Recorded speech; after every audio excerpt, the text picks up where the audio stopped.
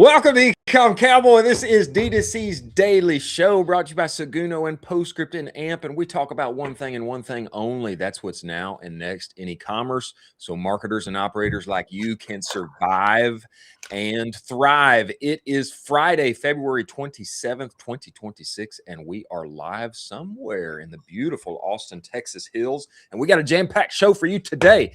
Jack Dorsey, founder, CEO of Block, Cash App, Square, has laid off 40% of his workforce and stocks are up 24%. Is this a canary in the coal mine, and what does it mean for us inside of our space? Whatnot continues to be the entirely slept on platform that is crushing for people like BattleBox, who we had on yesterday. An interesting story about people who are actually going to shop in store now and selling for double what they find inside the store on the Whatnot platform. We're going to get into it. And Dean Brennan, CEO of Heart and Soil, will join us today and talk about the things that he is actually building with AI for his team that they are using now and enable them to scale up and to the right. As always, I am joined by my partner in crime, Colin Doherty. Colin, get in here, sir. Get inside of this show. Hook 'em. Let's go. And welcome. And I wish we had a clap for you because you do deserve it. There it is. I'm coming to you live from the wilderness.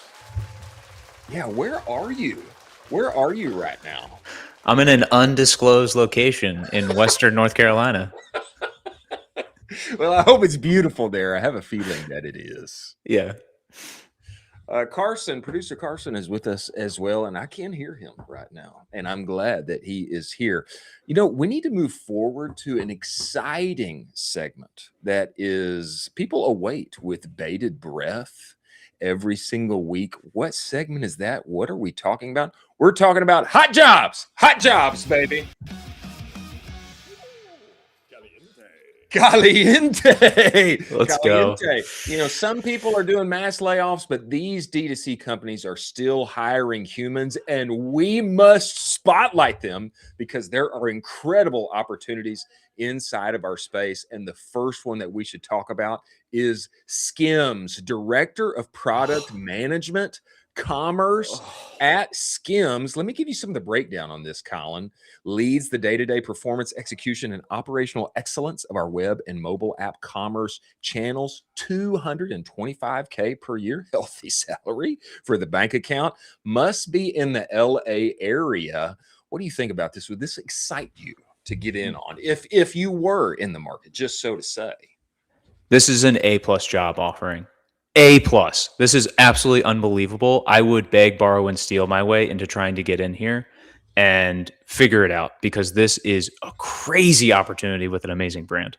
It is a crazy opportunity. I mean, and some people don't know, but they just released this collab with Lisa, one of the members of Blackpink. A lot of people don't know, but she is like basically the most popular person on planet Earth when it comes to Instagram followers, etc. This is the kind of thing that you get. Plus, you get the Kim Kardashian effect, all of the things. Go make a friend, find your way in, get this hot job over at SKIMS. Next. This one is in your neck of the woods, and I know that you would like this one. This is so awesome. Consumer Data Strategy Director. Number one, data. Okay, so we know this is in your wheelhouse. Number two, it's Peter Millar. And anytime one wears Peter Millar as a male, your hotness factor goes up 2 points. I think that's how it works. Vests galore, and being able to strategize on the data side here. I think this is a home run. Somebody needs to find their way into this one. Yeah, the consumer data is really easy. It's just me times a million times. So that's all you really need here is just do that, and you're good to go. Yeah, exactly. And this one is for the Triangle area in North Carolina. Okay, you need to be on site 3 times per week, and not a bad thing. Hybrid model, I like that. In store, in office, a few times per week, be able to have some flexibility on that side if data is your thing. Actually, I know somebody who should have this job. Yeah. I might text them here after. I might text them. Carson, Colin's coming in a little hot here, a little loud on my mic. Okay, number 3, planning manager D2C for G4. Let's look at this next job. Planning manager D2C for G4. Yeah. If golf is your game and inventory is your shtick, then I think that this is for you. The planning manager D2C leads merchandise demand and inventory planning for the G4 direct-to-consumer business across North America, including U.S. e-commerce and owned retail stores. Again, in the Triangle area of North Carolina. I think that somebody who is focused on golf needs to hop in here and have the opportunity of a lifetime for their resume. Yeah, this is absolutely huge. Also, the fact that the trend for golf is going up and to the right now with a lot of Gen Z and younger folks. So you're really, again, riding a wave instead of trying to create the wave. Yeah, and I think especially as as everybody gets mass laid off, we're only going to have more time for activities like golf. I'm kidding. We're not all headed for layoffs, hopefully. But I think especially if this is your thing, and I agree with you, activities, getting outside, and really not just a man game. I mean, I see on Instagram and all the time more and more the ladies pushing into golf as well. This one makes so much sense for me, and I hope that somebody very skilled gets in there and scales this thing up and to the right in the North Carolina area. Next, we're looking at manager of campaigns for the APAC area for Crocs. Now, what I will say here, little detail on this, assist with strategy and execution of retention channels for the APAC region, Asia Pacific, okay, including email, SMS, and push notifications. When I first saw this one, I didn't know what's manager of campaigns mean. We're talking about email, SMS, push notifications. This one located in Broomfield, Colorado, Northwest Denver area. Okay. Very cool. In office 4 days a week, going to be looking at about 120K. I think that this is a great next level opportunity for those who are looking to get in with a great brand and sell these ugly shoes all over the world. I mean, what? I mean, am I being insultive there? Yeah, for sure. These are the best things ever. They're so comfy. I could live in these bad boys. Are you kidding me? I come from the era that I come from, Yeah. And they were cool, but then they were like, hey, if you wear them, you're like giving up on, being a kind of adjusted, well-presenting person. But they are incredibly cool again. And sometimes, the pendulum swings, and I think it's great. It's a great brand, very cool. Probably wouldn't wear them myself, but somebody's going to get a great opportunity and make a notch in their belt for their career with this one, especially if you're in the Denver area. Yeah, plus you're going to be dealing with some really good media. They have some great partners, and so Post Malone campaign they just did. You're gonna have some great. They have some really good content that they have in house with all their partners. So you're going to really have some opportunity here to play around with. Great global opportunity too, to really show like, hey, I know how to take this with a big legendary brand, push into another part of the earth that's really important to them. I think especially for that global side, if you want to add that edge to your career, I think really important. In office 4 days a week. Lastly, I'm really excited about this one. Customer experience manager for Good Ranchers. Okay, I know most people, you may not know Good Ranchers at first listen. Good Ranchers is the #1 meat delivery, whatever you call it, company in the United States. This is in Friendswood, Texas. Okay, this is just outside of Houston. You are going to need to be on site. What does that mean? That means this is great for everybody in Houston. We're talking to you, H-Town. You're going to need to be on site. You're going to own the day-to-day performance and execution of assigned CX teams across voice, digital, and omni-channel environments. And I'll say this, what it looks like to me is that they're open, even if CX hasn't been your thing, they're open to having you check out this role because they're looking for 3 years of D2C experience. So if you're a bit of a generalist, if you've done this and that, maybe had your own brand before, and you're looking for a more concerted role with a great growing company, Good Ranchers is for you. And they'll put steaks inside of your mailbox. You like this one, Colin? I love this one. I love this one for the fact that it's also jumping on the, make America healthy again trend. And Exactly. so you have the admin basically supporting this type of lifestyle and this type of company. That's really massive for companies as they go through macro environments.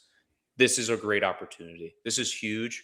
And yeah, you get free steaks every night. I mean, who doesn't love that? Who doesn't love that? Yeah. Make America healthy again, and you are going to be a part of it. That is the hot jobs for this week. Make a friend and find your way in. We have got a hot, very smart, intelligent guest coming in. But before he comes, we need to talk about Postscript. Ladies and gentlemen, when you are focused, you get outsized results. And that's why when people make the switch to Postscript for SMS, on average, they see a plus 22% bump in revenue. Now, I have to be honest with you. That is not the result that I saw. I saw a whole lot more than that. When I made the switch to Postscript, I remember Alex Beller calling me on the phone and saying, Chris, our goal is to make SMS your #1 revenue generator. And I was like, are you serious, man? That is a tall task. I will say this. We went from making very little money on SMS whatsoever to being a top 1% account on their entire platform inside of a year. And I'll give you the sauce on how that happened. I literally just did what they said. Okay, of course, we had a good business, good product, but working together with Postscript, who is radically focused on SMS alone and actually doing what they said, we went up and to the right, and I looked like Marketer of the Year, inducting me into the Hall of Fame. If you go to postscript.io/SMS-benchmarks, you're going to get great numbers on my vertical, my revenue band. What's normal for us to be doing on SMS? How can we get up and to the right? Go and talk with Postscript. Find more profit for your pocket. Many thanks for them being part of the show. Now, boy, we are on a roll today. I've got the juice. Can you feel it? I've got the juice today. I can feel it. I need it. I need the juice from you. I've got the juice. You're in a beautiful place, and you may not get that much last night, Colin, but I know the juice is coming for you because of who we've got coming into the show. I am talking about not only one of the best looking CEOs inside of our space, but also one of the biggest brains who is leading the team that is growing one of the hottest brands inside of health and wellness, specifically ancestral primal health. I'm talking about Dean Brennan, CEO of Heart and Soil. Dean, get inside the show. Get in here. Yeah. Hello. Man, you guys, that intro is something else. I don't know, but thank you. Dean, man, we appreciate you making the time and getting on here, especially because you're sick. You're not feeling well. And Not feeling well. Not today, no. You took one for the team, and you just decided, I'm going to suit up and put on the pads and get inside of here anyway. Man, many thanks. Game day doesn't stop. If it's on Sunday, it's on Sunday. You just show up, That's right. Every day is game day. He's sick of crushing it. That's what he's sick of. He's sick of crushing it every single day for Heart and Soil. That's what he's sick of. Well, this week we've been crushing it, but we've had some headwinds, but we crushed it this week. So nice. Happy to be here. Man, we have wanted you to get you on here. And actually, we just saw one another not too long ago at one of the most exclusive events inside of e-commerce. We may or may not have a little video coming out on that very soon. I cannot say or not, but we were there. And man, I was blown away by what you were talking about. Specifically, my big takeaway was two things. Number one, Dean Brennan, not just a pretty face. This is not just a handsome man. Okay, there's a big brain inside of that skull. Number two, the big takeaway for me was that the best leaders and CEOs and directors inside of our space, they are knee deep, hands-on, inside the terminal, working with the cutting edge tools that are available to us and building internal things that can help their teams. And if you would, I'd love you to just pull the curtain back a little bit and tell us about, man, your background in engineering, actually, which I didn't know. You are a bit of an engineer, really. And what you have done for Heart and Soil that has really helped the team internally. Oh man, such a good question, and there's so much there. I'll try to keep it concise. Um, I heard you guys talking about the back nine earlier. I don't know if everyone is going to be on the back nine once I don't AI think kind of so. I like, don't think so. I you don't know, think I, so. I was thinking about that because like, even though it's solving problems and making things easier, we're kind of wired to want to create new value, right? People are. And so, and then also you want new value coming to yourself. So you're probably not going to, once everything is kind of like equal, we're going to work as much as we already are. You're right. Right. Yeah. Anyways. So yeah, I've always been a technology tinkerer, if you will. And it kind of led to the other career before ecom was content production. I was a filmmaker, producer, and I led a studio. And the interesting thing is when you run a studio, and y'all still there? Am I We're full with screen? you, brother. We're Okay. with you. We're just Wow. spotlighting you. Man, just full screen. Here we go. So in my role there, I essentially ran post-production supervision. And so I would develop post-production servers and create metadata servers and Wow. migrate data and create automated workflows for editors and graphic designers that were working. We might have 400 creative projects going out the door, and everybody's kind of touching those things. And so you find efficient ways to make sure that everybody knows what's going on, is in the loop, and that the client gets what they need when they need it. So that, along with engineering and designing live streaming solutions way back then in like 2009, 2010, 12, is it's a lot more complicated than it is these days. So I just have this background that it's been really useful with the age of AI, because I know, I guess, enough to be dangerous, right? And so also, I think just naturally, anybody who's engaged in the role wants to figure out how to do things better, maybe faster.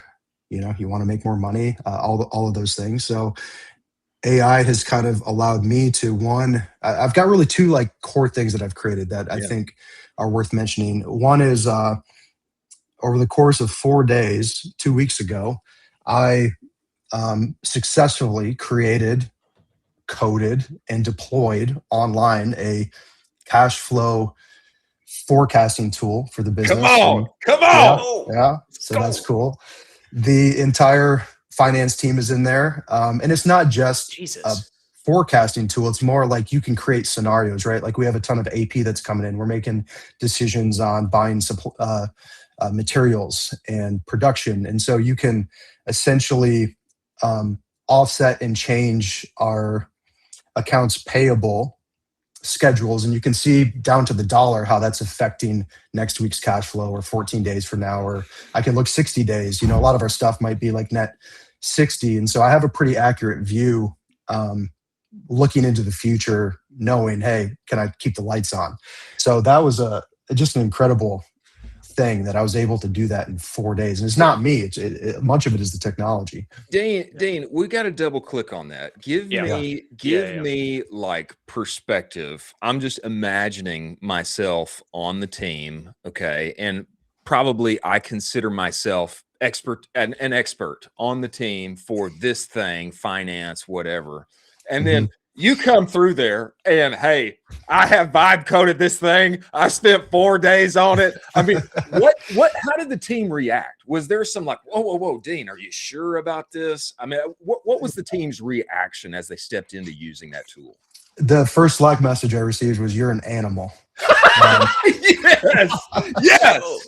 But, I will say though, it's not uncommon for me to disappear into some dark hole for 2 weeks and then come out with something that is like, oh, wow, that solved the problem. I'm good at that. That's what I'm really good at. But again, I think the reaction was less about me doing it. I think everybody was just blown away at what is possible. I mean, if I rewind 6 months ago, and so we had this running in a spreadsheet essentially that I created a while back because we were feeling some pressure. So I was like, I have to get clarity here. And so I'm not a spreadsheet wizard either, but I leveraged AI at the time to figure out how to properly just create a model that worked really well. But it's slow. Not everybody can use it at the same time and know what's going on. There's a lot of constraints there, and so I did the same thing there, where everyone was like, "Whoa, that's crazy," but this solves the problem, and I just took it to the next level. Wow. But yeah. Dean, when you're going through this, could you dive into a little bit of the tactical and practical of this? So a couple things that come to mind is, how are you deploying this? Are you doing this on Lovable, Replit? Are you going through Claude Code? And then are you setting up a bunch of APIs? If so, how are you setting those up? Do you have to do a data warehouse? I'm sorry, I'm getting data nerdy with you, but No, I really want to hear the nuts and bolts of how you've put this beast together. Yeah, good question. So I started with one underutilized technique that I think is really useful with AI is to just have a conversation with it, to talk to it. And so on the front end of any project, and this is funny, like, yes, I have a background in engineering, but every single thing is engineering, right? Like trying to get your audience to see the ads, that's engineering. You're engineering the message. You have constraints, you have a problem, you have tools, and you figure out how to do it. And so like, if you approach AI with that kind of thinking, the first thing is like, let's help AI understand the entire context of what I'm trying to accomplish. And many times we're not clear ourselves with what we want to accomplish. And so having an interview with AI to begin with is a really good first step. And the way I do that is I just turn on the voice mode. I did my interview with GPT because that works best in voice mode. And I just had it like interview me for 45 minutes about what I was trying to accomplish, what I wanted to do. And then, so I did that. And then I did a 45-minute Loom video where I walked through our current Cashflow tool, the features, how I utilize it, how the team utilizes it, what I wish it did.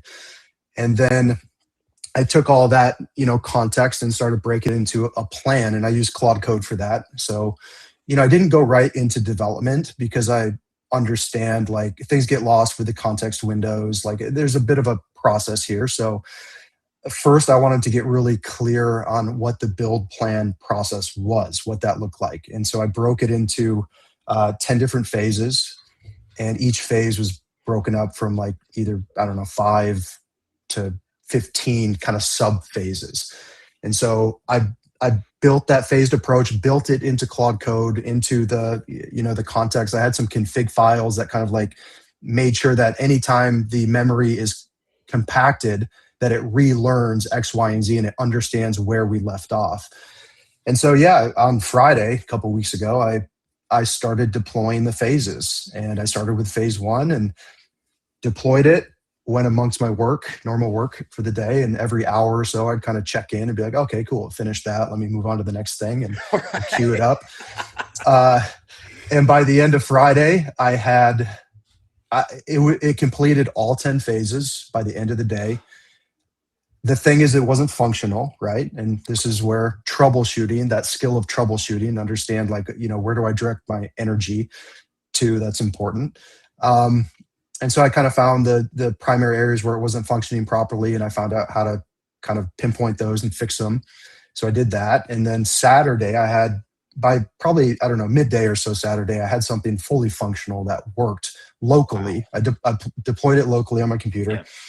And then while it worked, it still wasn't ideal, right? There's these little like UX things and just little things here and there. So I spent the next Saturday night after my daughter went to bed and Sunday morning fixing some bugs. And, I put a couple features in there. I'm a really big fan of the quick keys. There we go. Use Notion, Command K, quick shortcut. So developed those into the product. And then Sunday night, I deployed it to GitHub as a private repository, and then to Railway, which allows you to host it.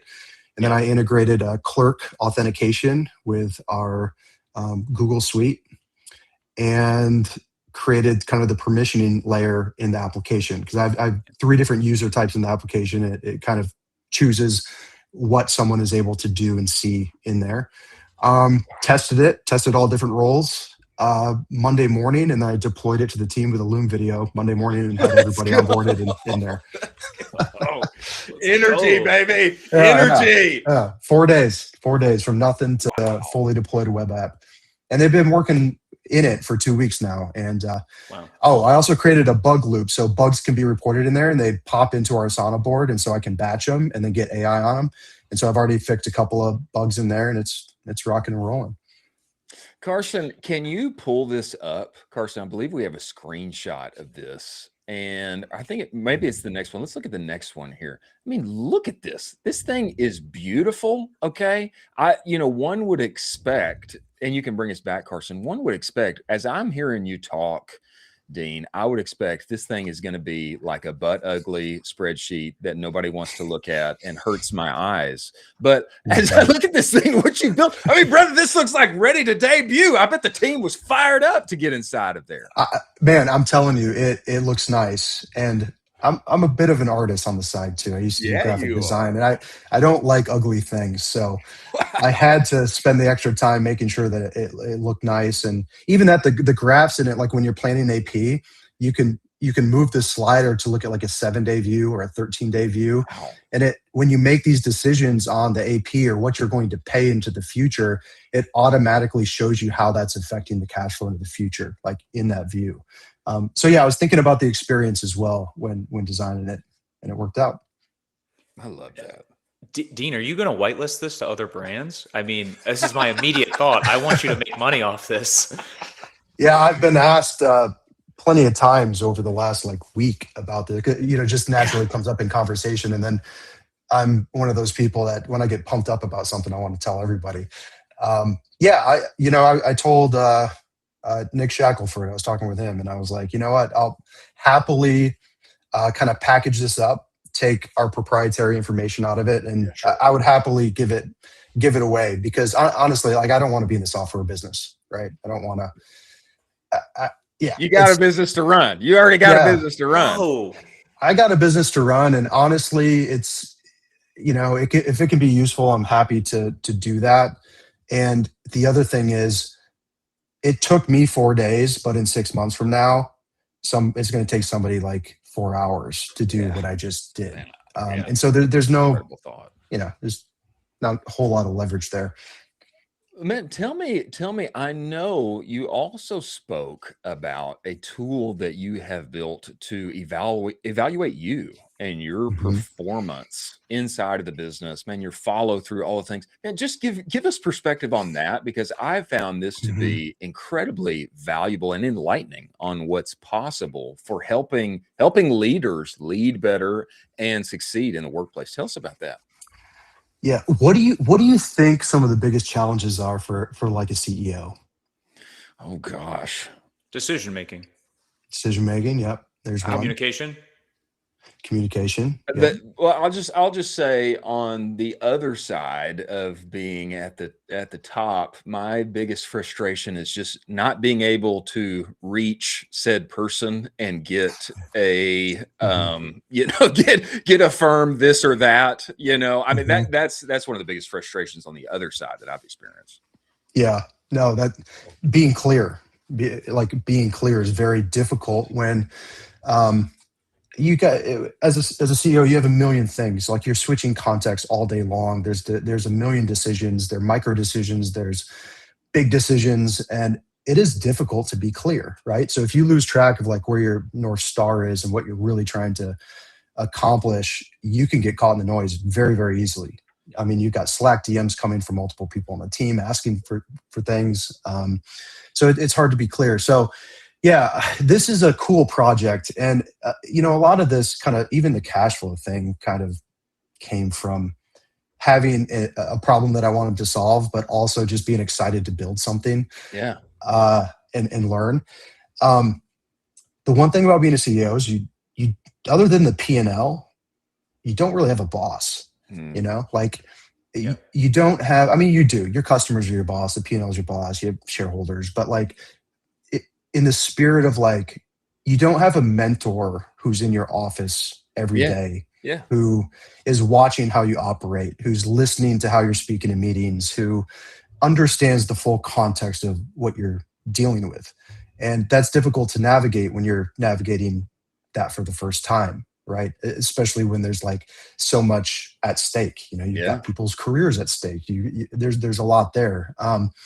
And if you're wired in a certain way, like I just want to do the best that I can in my position. And so I was kind of thinking about the technology side. I'm like, wow, this could be really useful because I don't have anybody coming in giving me feedback every day. Yeah. And if you do get feedback, it's either sometimes folks are like, at least on the team level, they might not be willing to share the entire truth with you, because you're in a position of authority. Right. Or the other side, you'll get like a lot of things that make their way to you, but they're through side channels, and they're drama oriented. They're not like, it's hard to decipher and look through that stuff and figure out like, okay, what's actually real, what's not, what's a real pattern that I should act on. So anyways, I have a tendency, I can talk for a really long time, but I'll try to get to the point. Okay.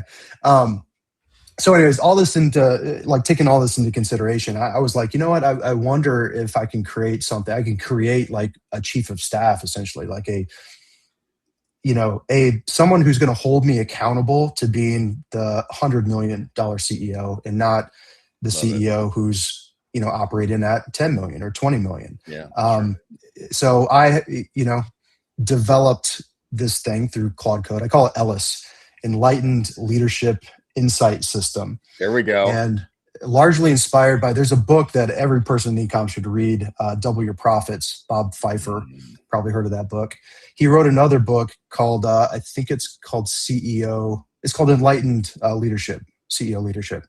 And it's hard to get, which is weird. I found a copy of this a couple of years ago, and I've tried to buy additional copies and I can't find it anywhere. It's not on Audible. Anyways, a lot of that book inspired this. And so I created this system that largely looks at things through that enlightened leadership lens and some other philosophies that I believe in. And I've kind of defined, okay, what type of CEO do I need to be or do I want to be?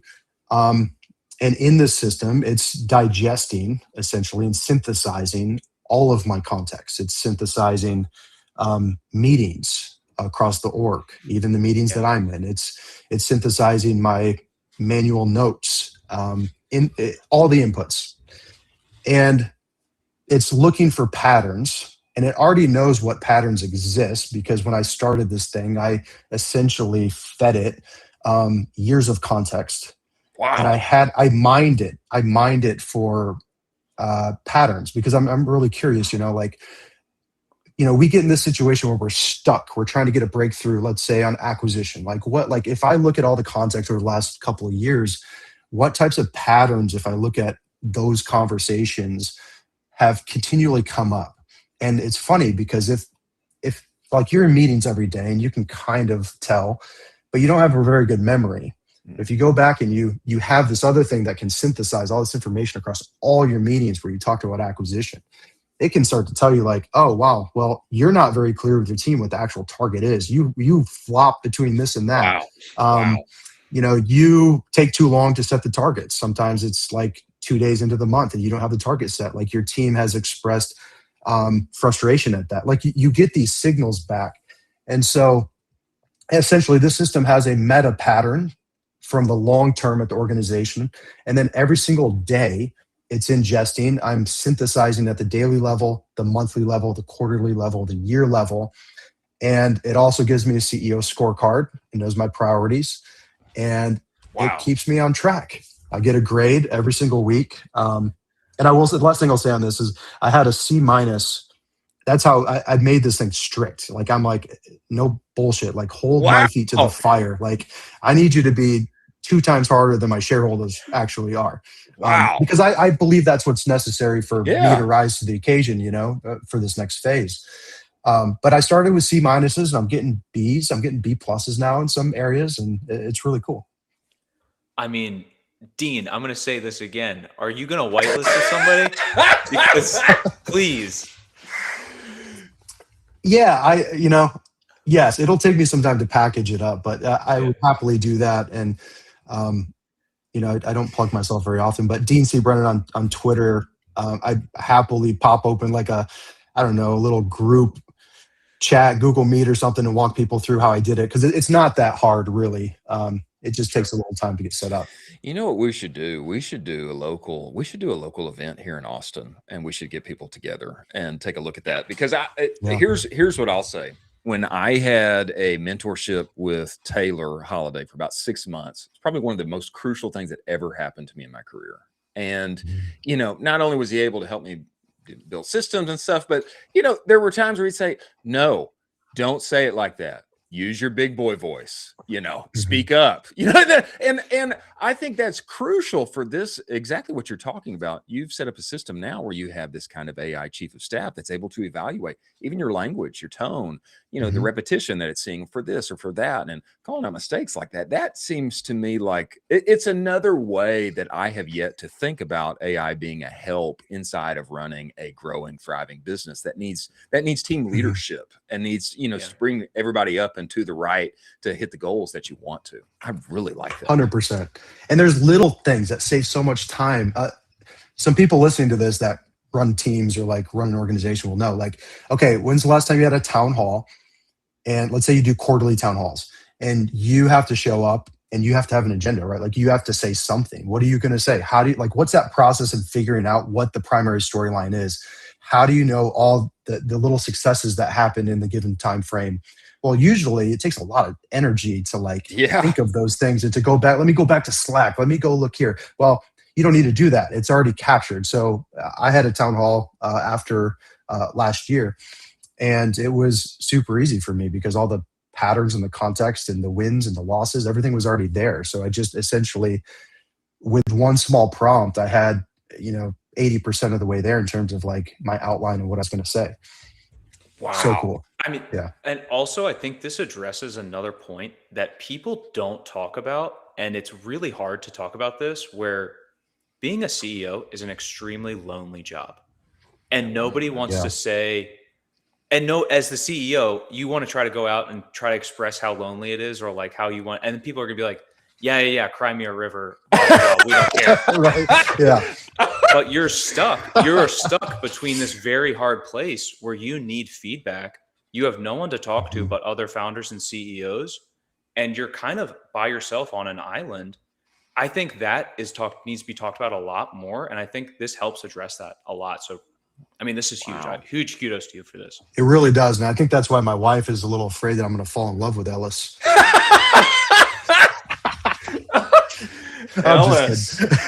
Ellis, man. Wow. Yeah. No, it's a good point, Colin, though. That is very real. It is very real.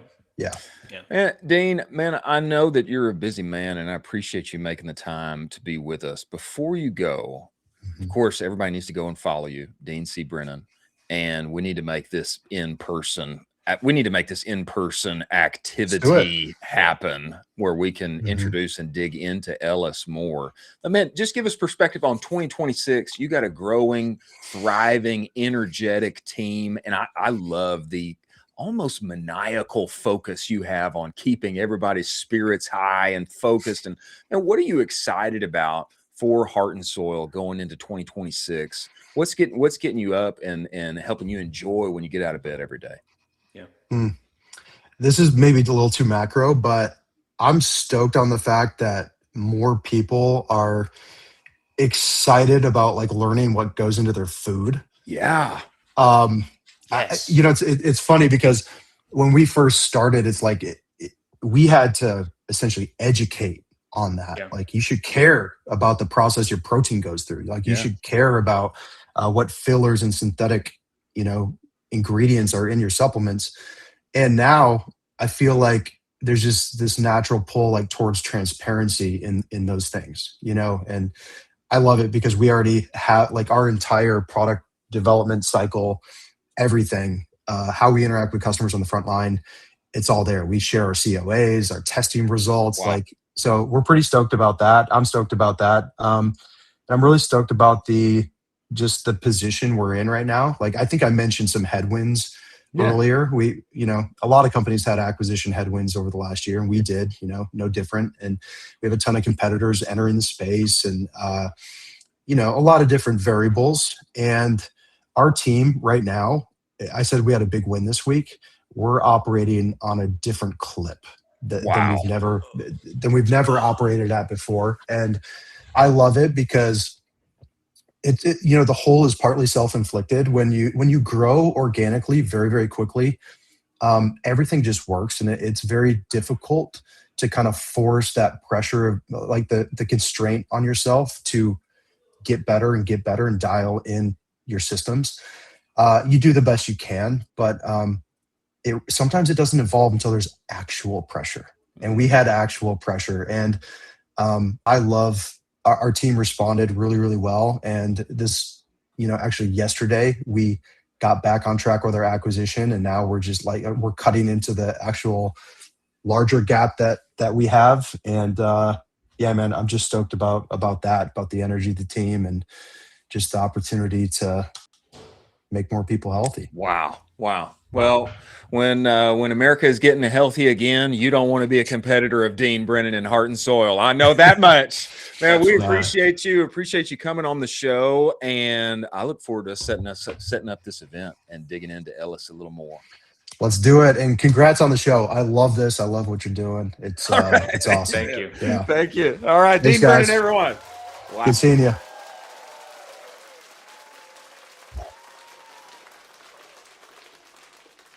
Wow. Legit. Absolutely legit. I mean, a lot of that stuff he's talking about, I really don't think we dove into it enough. The CEO role is extremely lonely, and nobody wants to hear about your problems as a CEO. If you're employees or anything like that, it just doesn't work. The context doesn't work. People are prostrating to you. That channel does not work like that. And so you have to find other founders or other ways to bounce ideas off. And I've never been at the top of the org chart and at his level, but Oh yeah. not being able to have a report card, in that position with that amount of responsibility, very unique. And so I'm very interested in this Ellis. I think Ellis needs to be evaluating our shows and getting us better every day here on this show. That's what I think. I agree. Man, that was so good. We've got to have him back, and we need to put some teeth to setting up this event and getting director C-level execs in town and surrounding this thing, because I think Ellis is goated. I think it's huge. And I think all of the founders right now are trying to figure out, how do I use AI to better improve me as a founder? Yeah. Dean just made that for you. Yeah, exactly. Wow. He put wheels on it. Before we move forward to our next story, ladies and gentlemen, let's talk about Seguno. Seguno is the only marketing suite that lives entirely inside of Shopify. Why is that important?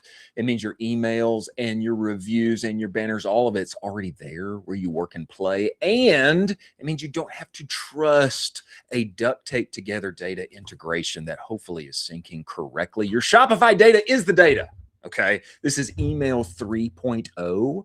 And it's a big reason why they won the 2024 Shopify Build App of the Year. If you don't have a full-time email marketer on your team, Seguno was built for you, my friend. They actually naturally integrate with PostScript, and obviously Shopify loves them. One-click automations, actual humans that can help you. If you go to seguno.com, they'll give you a free trial. If you tell them Colin and I sent you, then they'll extend that free trial to 30 days. We really appreciate them being part of the show.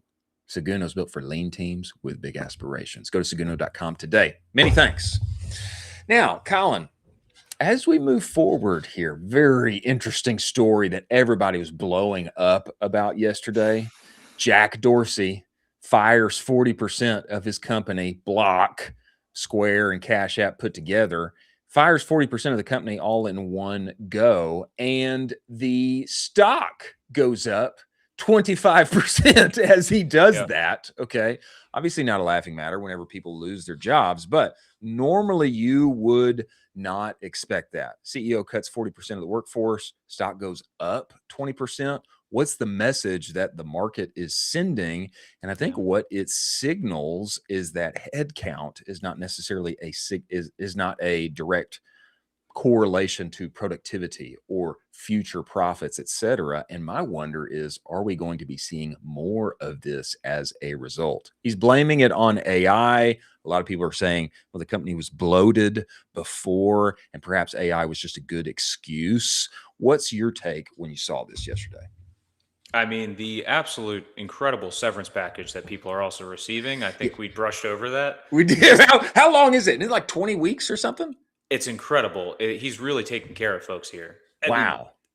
yeah, folks. I mean, you're coming from Square, so you have a really amazing resume, and then you're going to have 20 weeks to just kind of figure life out. Whoa. I think you're doing really well. My question, and this is kind of mean, why were there 10,000 people working at Square? No clue. No clue. It's like there's like 8,000 people at DocuSign. Yeah, I don't know. I don't know why. I don't know why. Does it take that many people? I don't know. I don't think so. And so I think this is the question that people are going to start to have real conversations about and be like, we can probably AI a lot of this. Like, I don't think we need 10,000 people here. Well, this is what Austin Reef brought up. Go to our next tweet here from Austin. Yeah, he said, everyone's talking about the Square layoffs, but just a reminder, Robinhood has 2,500 employees, market cap of 70 Bs. Coinbase has 4,500 employees, market cap of 50. Square, market cap 30 Bs, just cut to 6,000 employees. I wouldn't say this is all of a sudden a symbol of AI transformation and leanness. Perhaps this is just, hey, we're way over bloated like Twitter was before Elon bought it. And this is a convenient time and excuse for us to literally almost half the company. And perhaps with AI and its forthcoming and current enablements continue to go up and to the right just fine. Yeah. Maybe this was more excuse than anything else. Potentially. And also you saw the stock price. I mean, stockholders love this, unfortunately, because it just means they're going to be operating even leaner, and it's just going to be an even more of a beast with a lot less headcount. So obviously you see the stock price. I think my concern is that even if this was more convenient excuse at the time, Sure. I wonder if this is canary in the coal mine for, hey, if we're having some stock trouble, then we know what to do. If we can find a way to thin out our team, then we know in 2026, if we're tech adjacent, we'll go up and to the right because maybe it's a positive signal now. I think that has concern for me, obviously, because we don't want mass layoffs in white collar jobs and people having their work and their ability to earn for their household to go away, even if they do get a generous severance package, which this one was, obviously. Yeah. And I talked about this a little bit when Amazon made those huge layoffs earlier, where if you just throw because of AI automation onto that's the reasoning, stock price loves that. Stock price absolutely loves that. And so you kind of have this opportunity here where if like you want to do this and you say, hey, AI automation is the reason, it's going to go up and to the right. Yeah, it's a weird world that we live in right now. And I will say this was news for me and a narrative violation that David Sachs brought up as well in context of this. David Sachs tweeted out yesterday, narrative violation. Job postings for software engineers are rapidly rising. Did you expect that? I didn't expect that. The whole narrative has been like, oh, nobody needs people who can code anymore. Everyone's getting fired. I do think that there has been data that we've seen where a lot of people are having trouble getting new jobs or entry-level jobs inside of CS type roles. But this one is interesting for me. I didn't expect it. And it basically, he's saying here that overall Indeed job postings are going down. But since May 2025, essentially, or really November, that software job listings are on the up. So it's a little mysterious and confusing for me, to say the least. Any thoughts from you on this? Yeah, I think it's everybody troubleshooting all the vibe coded apps now. That's what it is. Everybody doesn't have the Dean Brennans of the world that can troubleshoot it on their own. Yeah. And so now you need a guy to come in there and give you the other 10% to fix this thing and make it functional. That's, I think, what we're really not talking about enough here is Dean is a rare breed He's a rare of breed. someone that goes end to end, full loop, close the whole thing. If you have one of those in your org, he's the Superman of this year. You better hold on to him tight. Yeah, hold on to Most people don't have that end to end guy in their org, and so you have to go get one. Well, those kind of persons to me seem like they're worth their weight in gold and maybe worth 2 or 3 or 4x whatever they're being paid right now. Oh yeah. You know, I'm not in the ear of Heart and Soil shareholders, but maybe Dean should be making about 4 times more. I don't know. I don't know what he's making either. I think it's interesting. We'll have to watch it. Obviously, Wall Street rewards margins and apparently not necessarily morale anymore. But the efficiency cycle is accelerating, is what it seems, and be interesting to see what else happens. Anything that's going on inside of tech, e-commerce is adjacent, directly connected to. And so I'm interested to see what happens inside of our world as a result of what's going on in tech. They're inextricably connected. So yeah, be interesting to see what happens inside of our world as well. Absolutely. One thing I am super excited about is the nitty gritty e-com down and dirty D2C that is happening on Whatnot. You know, we've got to put out this standalone interview yesterday from John Roman and from Cam at BattleBox. There are a lot of people still who do not even know what Whatnot is. Live selling platform. Okay. Whatnot has become BattleBox's #2 revenue channel, #2, surpassing Amazon. John dropped that on the show yesterday. There are still people inside our space who don't know what Whatnot is. I loved this tweet that came out yesterday as an example of the kind of just sweaty, get down and get it e-com that's going on. This comes to us from Hey_Mindy. She's one of my favorite Whatnot follows, and she has this to say: I don't have thousands of dollars to invest in buying pallets, end quote, is the easiest problem to solve if you want to be a reseller. I love inspiring people to start their business without creating debt. Here's a new idea for you. Do you enjoy thrifting? There's a woman on Whatnot who has sold over 7,000 items that she does not even own. What do you mean, Chris? Give me more deets, Chris. She live sells from Goodwill. She is literally inside Goodwill, walking around and live selling. You read that right. She is live streaming, walking around the store, showing people the racks and every odd and end on the shelves. If someone wants it, she doubles the Goodwill price and runs the auction. A $3.99 item will sell for $8. The markup pays for her time. Sounds crazy, but I think it's brilliant. She never spends a dollar of her own money, but she's generating income doing something that she loves. Live selling has completely changed the landscape for resellers. There are endless niches. Some of them are bizarre, but many of them are wildly profitable. Scroll down here, Carson, so people can see this. This is a screenshot of this woman literally walking around in Goodwill and live selling items that she doesn't even own yet. Okay. I love this so much. And there are people I know right now, Colin, who are listening to this, and they're dismissing this entire story because of the word reseller, because of the word reselling, and because of the word thrifting. Okay, BattleBox, legendary brand inside our space, who has a show on Netflix, who has already been sold once and then bought back again. Okay, BattleBox's #2 channel on the internet is Whatnot. Okay, this is not just for the reseller that has been downgraded in many of our minds. Okay, this is a supreme real opportunity, and everyone is sleeping on it. If you can hear my voice, you are sleeping on Whatnot. Okay, and I love this. Give me your thoughts on this. I think this is an incredible opportunity, and I want to get on Whatnot as soon as possible. Yeah, I also think people should not poo-poo the term reseller. When I was in college, I met a 17-year-old in college who was reselling Nikes online, and he made over $150,000 in profit being a 17-year-old reselling online. Part-time. He had a full-time job, and he figured it out. So I don't think anyone should poo-poo reselling.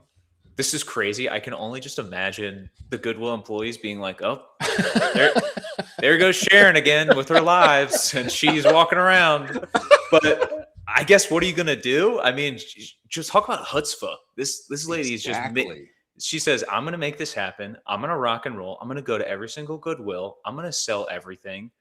I love this. This is just pure, raw American. This is what built America. This fires me up. This is amazing. Fires me up. I started thinking, okay, Chris, what would you, because I want to live sell on We Whatnot. have to do this. We have to do it. I want to become a goated Whatnot live seller. Okay. This generation and this platform's Billy Mays. Okay. I want, in his honor, I want to do this. What am I going to resell? I don't know. Or what am I going to sell? You don't have to be a reseller. Okay. Yeah. I mean, BattleBox, they're not reselling. They're selling their stuff. And John's own words, not cannibalizing their business and leading to more .com sales. That's his view. Okay. He's in the business. He's CEO of BattleBox. What am I going to do? I mean, I started thinking, okay, Costco, auctions, returns. I mean, what can I get there that's juicy, that's big, that, something that maybe people aren't expecting when they come on Whatnot. You see a lot of people doing electronics. Obviously, see a lot of people doing apparel. I'm not sure what it is, but this should be signal to everybody. Okay.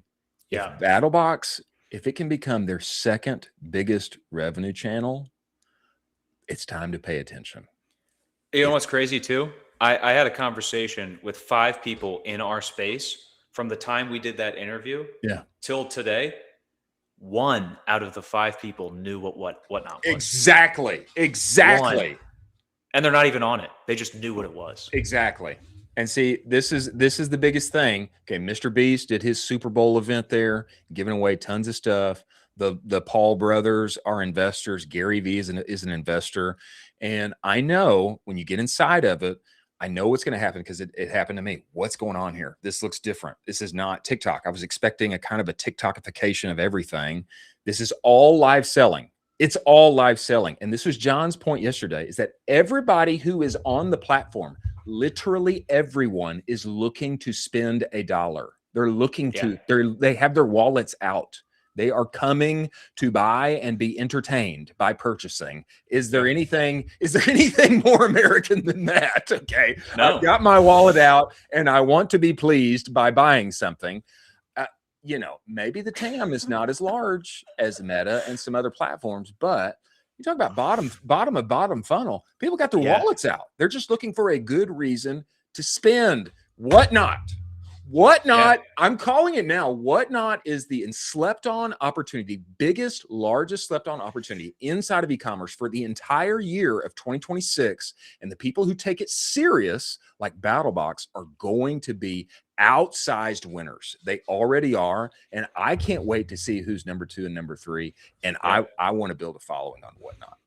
You should buy some storage sheds and then just rip it up open, and then Whatnot from a storage unit you just bought and start to do it. Like, I mean, that's a great idea. That sounds amazing. That sounds like a good time. A great idea. I mean, you don't even know what's in there, and then you're going to pick it up and you're going to start selling it. But everyone on earth could want what is in that shed, though.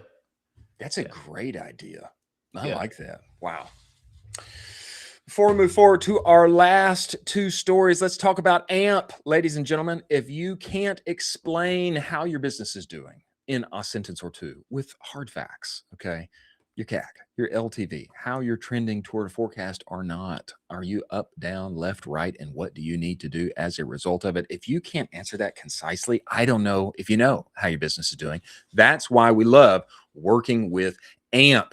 Use amp.com. Their favorite tool of mine is Lifetimely, goated tool inside of our space. It allows you to concisely, in one place and space, answer all of those crucial questions for yourself and your team so that you can scale with confidence in 2026. Don't you want to scale with confidence in 2026? If you don't have your numbers down pat, I'm not sure that you can scale with confidence in 2026. The good news is you use Lifetimely, you get all of their other tools for free. And what they are developing on the AI side of their platform is not you prompting it, it's it prompting you.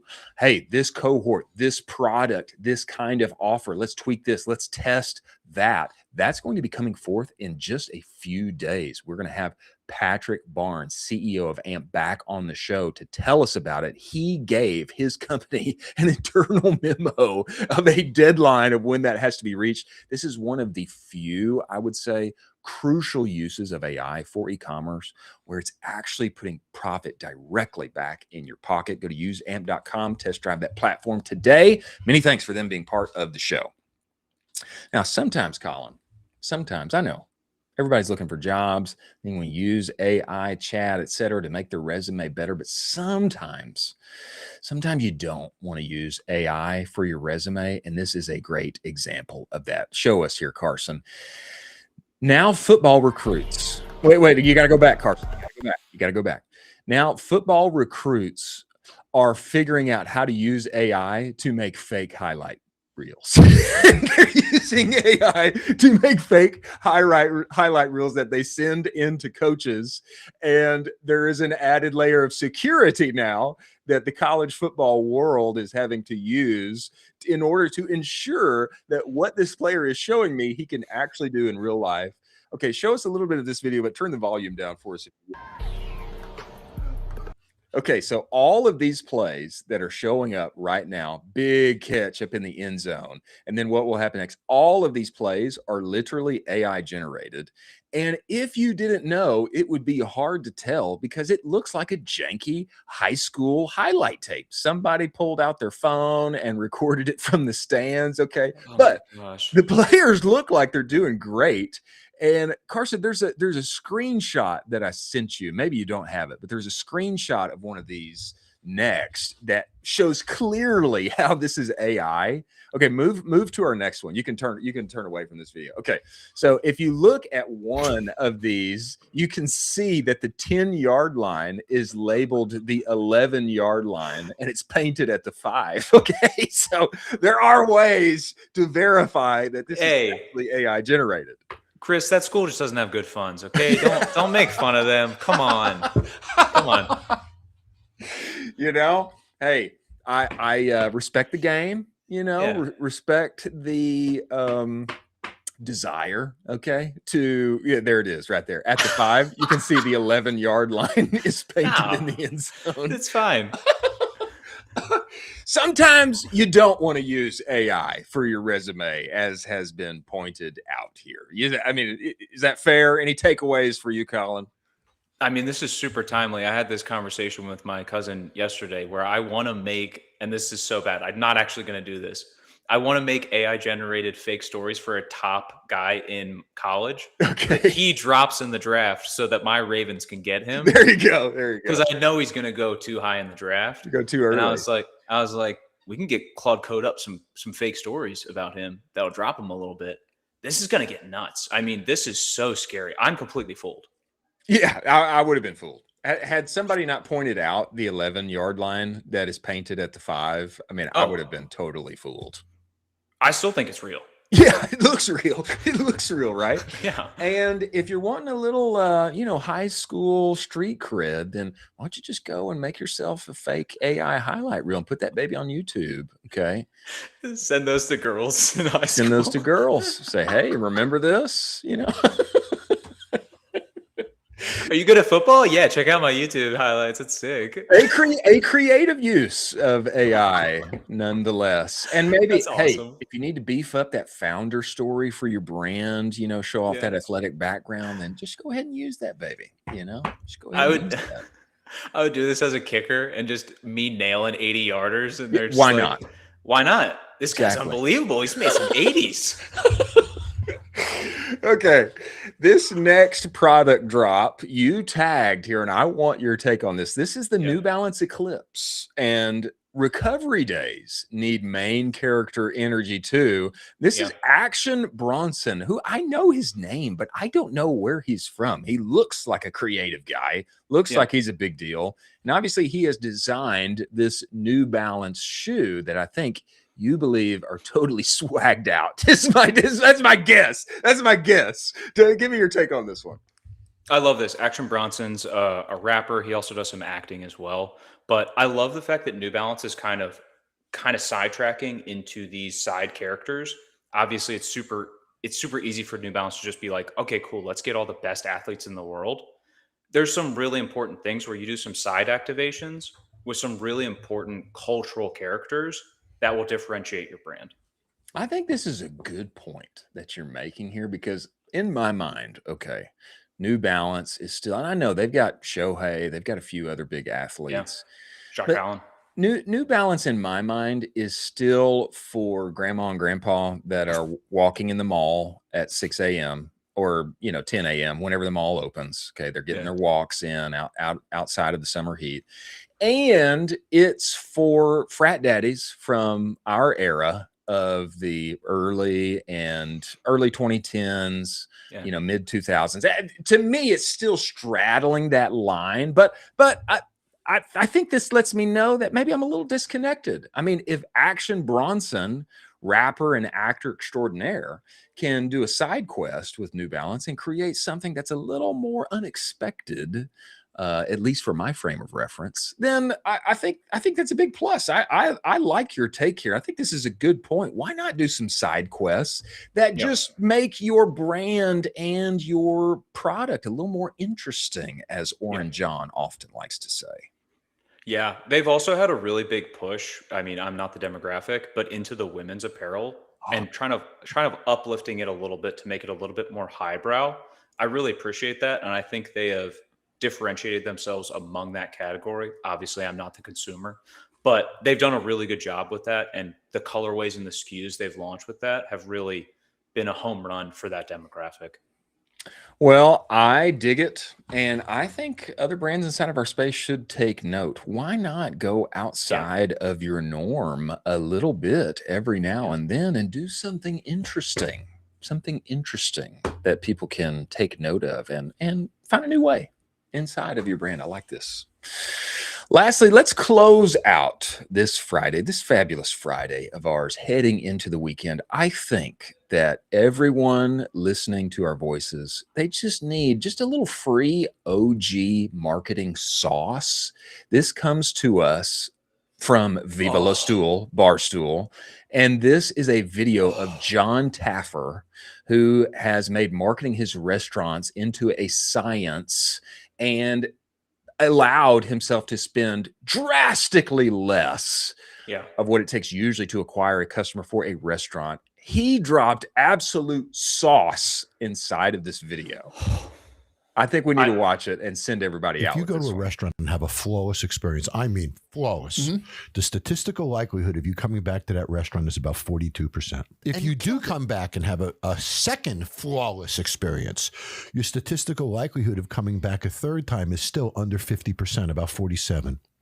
But if you come back a third time, the statistical likelihood of a fourth visit is 72%. Where restaurateurs blow it is they market to one visit. I market to 3 visits. So here's what happens when you come to our restaurants. We ask you if you've been here before. If you say no, we put a red cocktail napkin down. Everybody else has a white napkin. You got a red napkin. You say, why do I have a red napkin? Well, because you're a new customer. We want to make sure we welcome you. Oh, that feels pretty good. Manager must come up, introduce himself. Now, we'll send you a postcard that says you can get a free rib dinner at my restaurant any day of the week, nobody with you, no restrictions at all. So you come to my restaurant, you put the red napkin down, you give me the card for the free rib dinner, you have your free rib dinner. Other people spend $1,000 on media to get a customer to come to their bar. It cost me $4 in a rib dinner. So at the end of the rib dinner, just as it's ending, the manager comes up to the table and says, hey, how was your ribs? Oh, man, they're fucking delicious. He goes, oh, you got to try our chicken. He writes on the back of a business card, $5 off chicken, gives it to you. Now the manager's your buddy. It's handwritten. You come back with the business card for the $5 $5 off chicken, which I'm breaking even on now, so there's no expense in this one.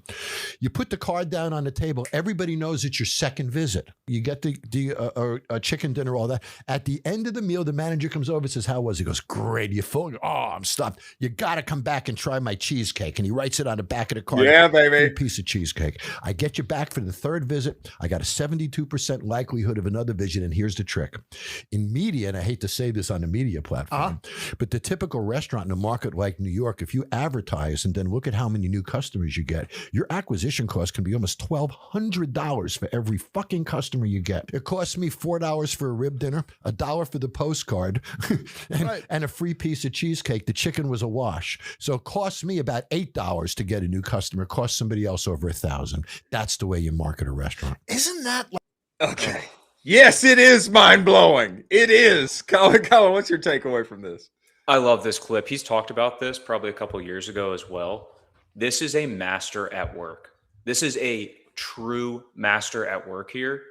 I also love how exact and dialed in he is with all of this data. This is no guesswork whatsoever. No. And this is a sequence. He's taken them through the customer journey. He's dialed in. This is a pro. This is a pro through and through. He's had his 10,000 hours. This is awesome. Yeah, what I love is the data he's referencing, not just his own business, but macro trends. Hey, if somebody comes to a restaurant for the first time, what's the likelihood they have a great experience? What's the likelihood they come back?